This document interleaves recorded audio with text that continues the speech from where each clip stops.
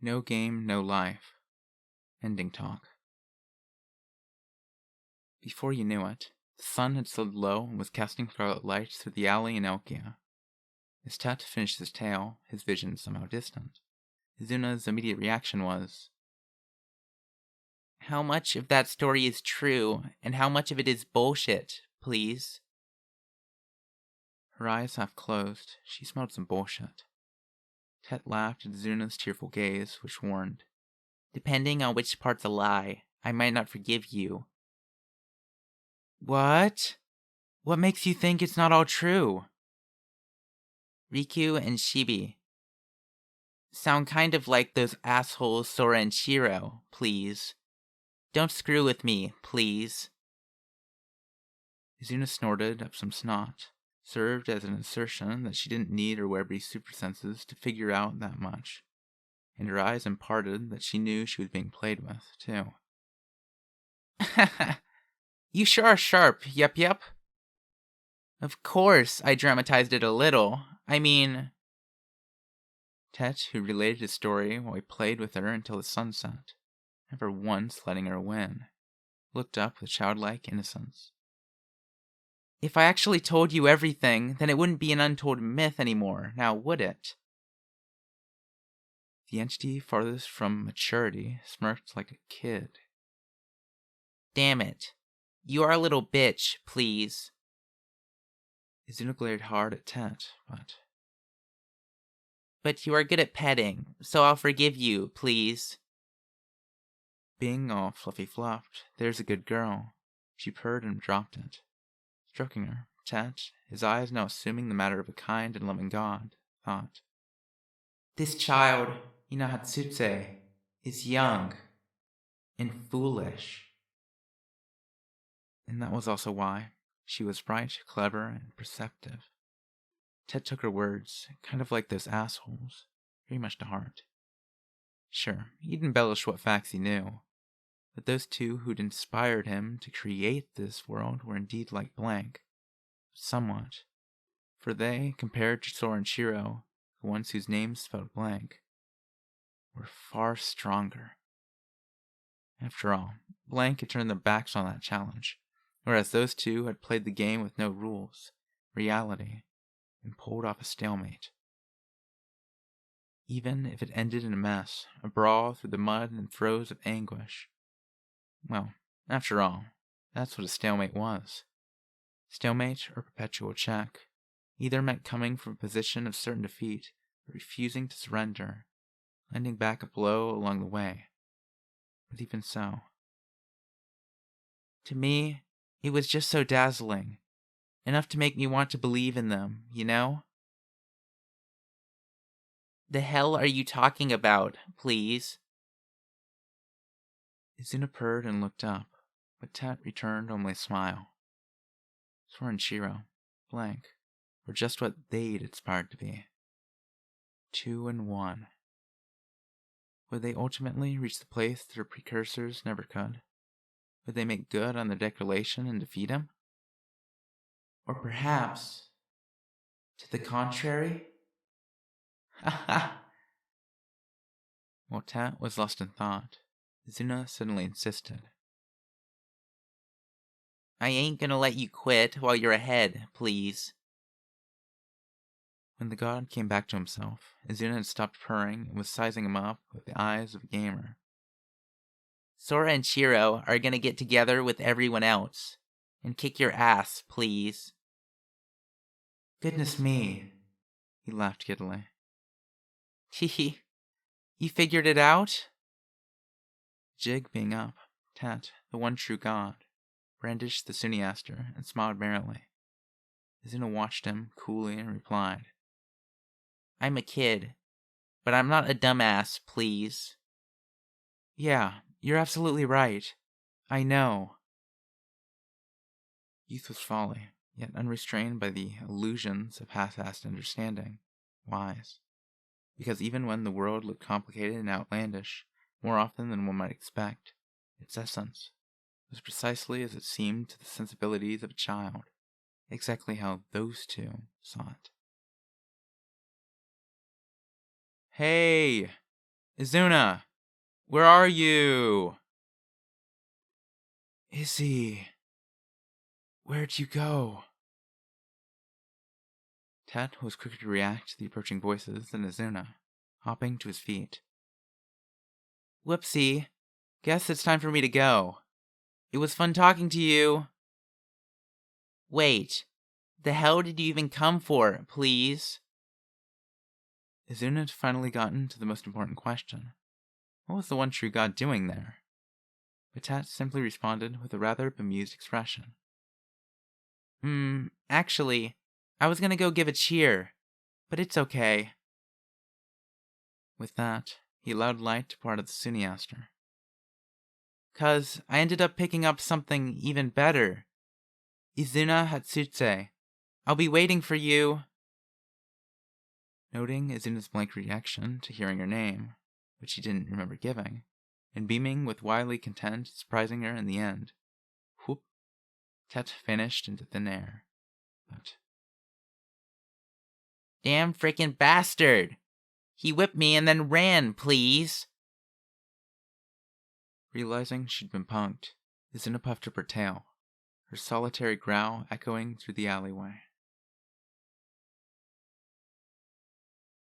Oh, there you are. Man, where'd you go, Izuna? We were so worried. Izzy, did you get lost? The reactions were immediate when the black-haired young man and contrastingly stark-white girl, Sora and Shiro, spotted Izuna. Izuna, you can't go off wandering by yourself like that. There's some creepy people in this world. Yeah, like brother. Or like me. And making noises anyone, including those two themselves, would consider creepy, would proceed to hug and stroke her. Apparently, they'd been genuinely worried, though the notion of something happening to a werebeast was absurd. Sorry, please. Izuna remembered Ted's story and apologized with conflicting feelings, her face downcast. Oh, you found Miss Izuna?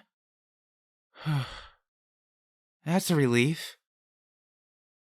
The red-haired girl, covered in sweat, who showed up a bit late, Steph, similarly ran up to her.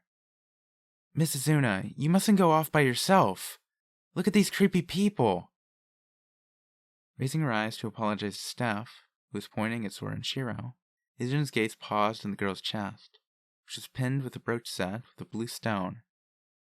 Hey, Stutch. Yes? I'm used to it by now. What is it?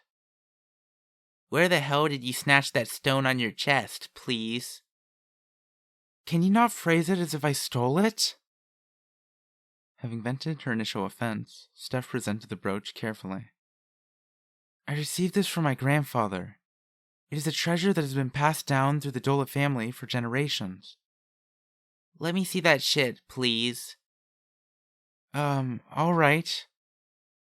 I don't mind, but please don't break... Izuna nodded solemnly at the admonition as Steph reluctantly surrendered the brooch. Snap. Yeah! Ah! My family's treasure! My family's treasure! Propping up Steph as she shrieked, frothed, and collapsed, Sora muttered with a squint. Look closer. She just took it out of the setting. What's your deal, huh, Izuna? Izuna turned over the stone, which had been covered by the decoration, and smiled faintly. Noticing this, Sora and Shiro peered into her hands, but... What's this, writing? It's not a manatee. Shrill, can you read it? She recalled the name of someone who wasn't there as if it was quite natural.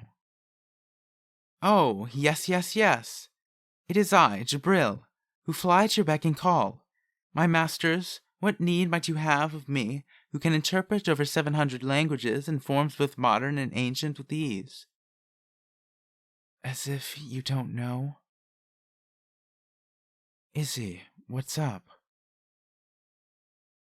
Jibril's sudden appearance had set off Azuna, who was glaring and growling fiercely. When I think about it, it's all this bitch's fault, isn't it, please? Azuna's hackles rose as she stared daggers, but no one understood what she meant. I don't know what that's all about. But, Jibril, can you read this? Goodness, but these are some ancient glyphs, from before the Amenity tongue was standardized. Even Jibril prefaced her translation with, if I'm not mistaken, before she read, Karon Dola, Riku Dola, Shui Dola. Who are they? Your relatives or something, Steph? Steph bristled with pride and honor. Karon Dola, the founding queen of Elkia. No one saw her cry in her life. She brimmed with smiles and wisdom, the great lady who led humanity after the great war concluded. The pride of the Dola family. Shit! You're the direct descendant of the founder of the country? The Great War was over 6,000 years ago, wasn't it? Steph, you were a princess? Can you not use the past tense? But, Steph said, cocking her head as she looked at the brooch, it's strange. I do not recognize the names of the other two at all. I do. But then, she wasn't a humanity. A coincidence, then.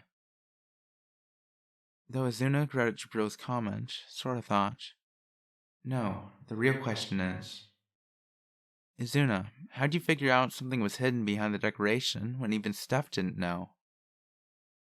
Cleaning Sora's point, Shiro, Steph, and Jibril all fixed their eyes intently on Azuna. She just gave a little smile and kindly replaced the stone in its setting. There must have been a reason he'd only told her.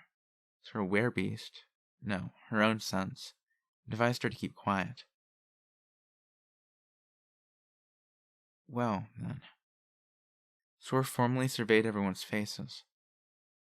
So, you got all your luggage, right, Shiro? I'm good. Jibril, well, I don't see anything on you. Not to worry, Master. I have compressed space and placed it in my bosom. What, you have a fourth-dimensional pocket? Azuna?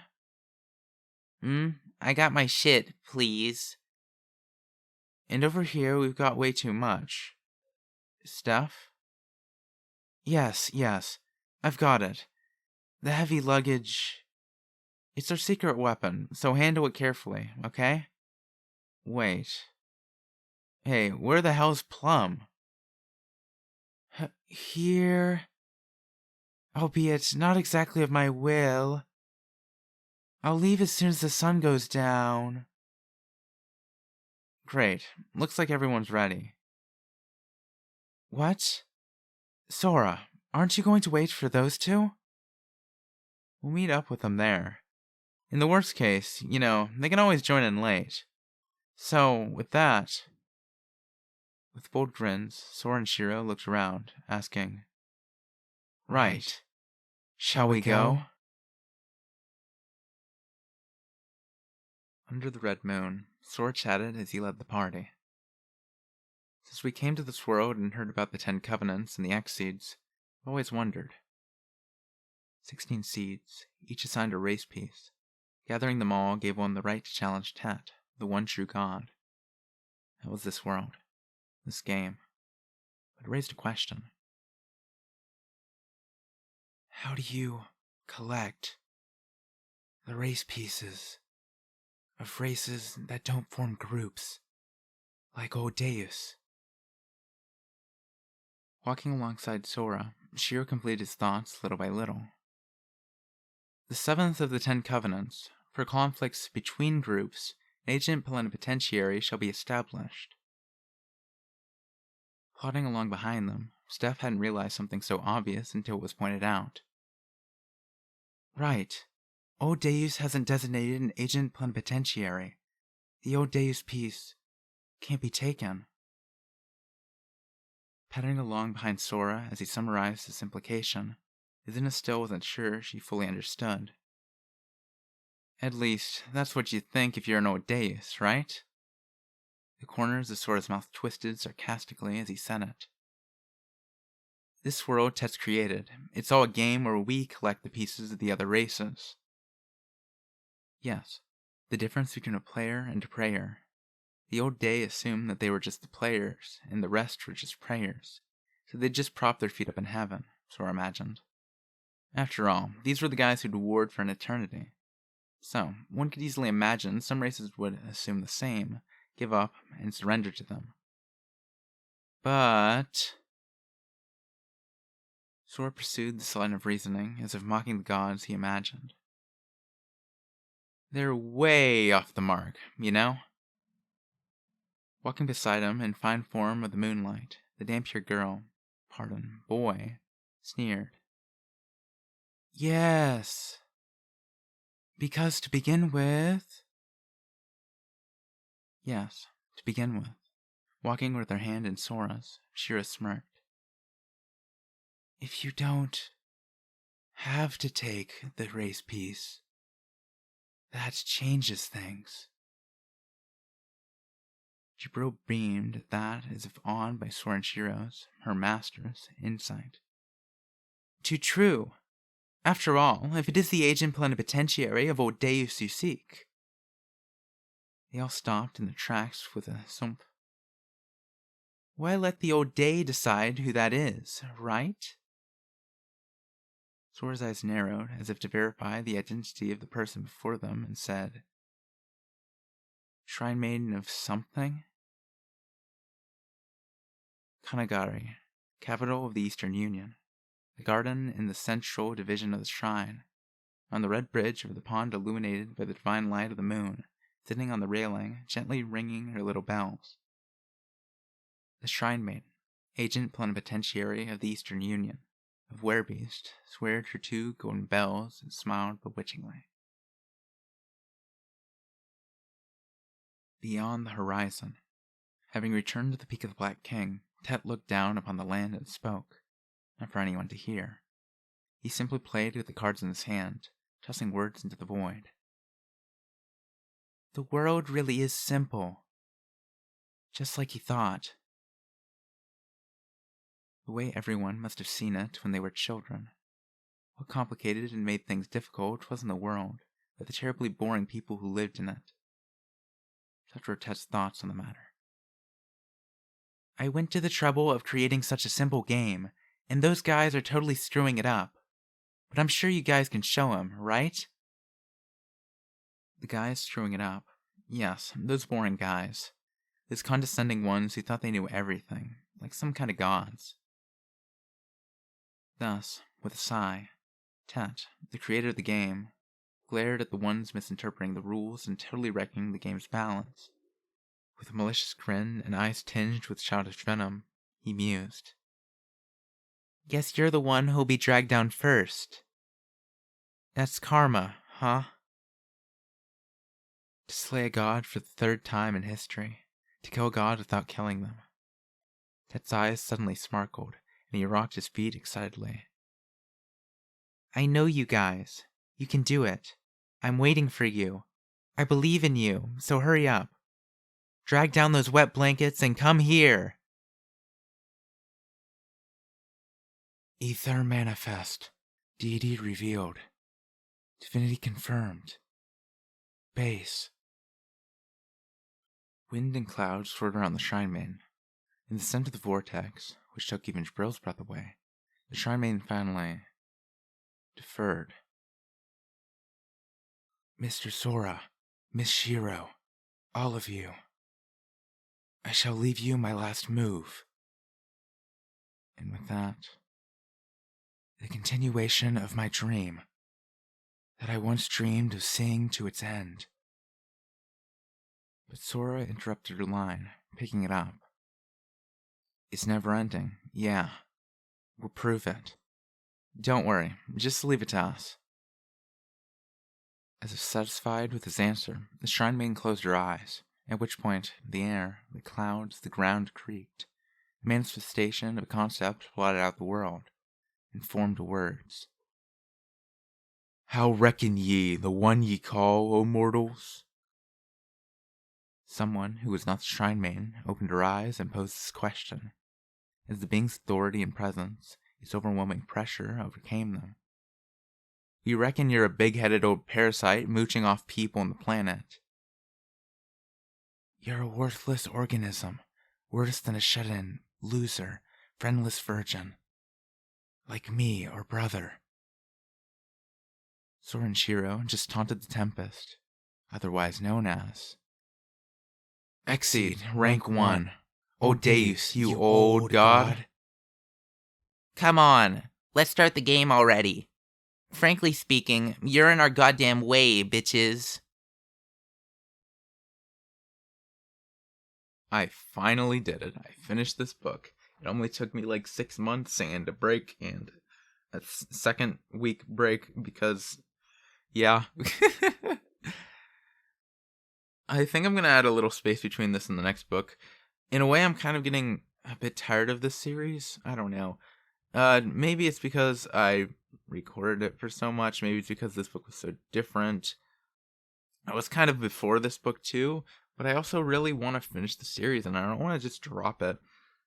Although I might put this on hiatus and start recording these in the background so that I'll actually have a backlog. Because I'm not recording them right away. Because right now, I was literally doing them for the last few weeks and finishing them right before, as you could see with that first one being a couple days away. So hopefully I don't have that problem again if I do that. I won't because I'm not going to do it like that. Just my thoughts on this whole book, because I did like this book. I think it's my favorite one so far, but at the same time, it's my least favorite one. I think it had the most compelling story overall, because it was self-contained. But at the same time, it's really disconnected from the other ones. I do like the concept of a prequel, though. I do kind of want to watch the movie now. Whatever. Thank you for finishing off this book with me. I'll probably have I might have a more thorough rant at the end, because I'm going to do a mega binge, like I did with the ReZero books. Thank you. Thank you for listening, if you indeed still are. If you like it, hey, like, subscribe. I don't like saying that most of the time. That's why I normally try to keep to a minimum. And I suppose I'll see you guys next time. Bye.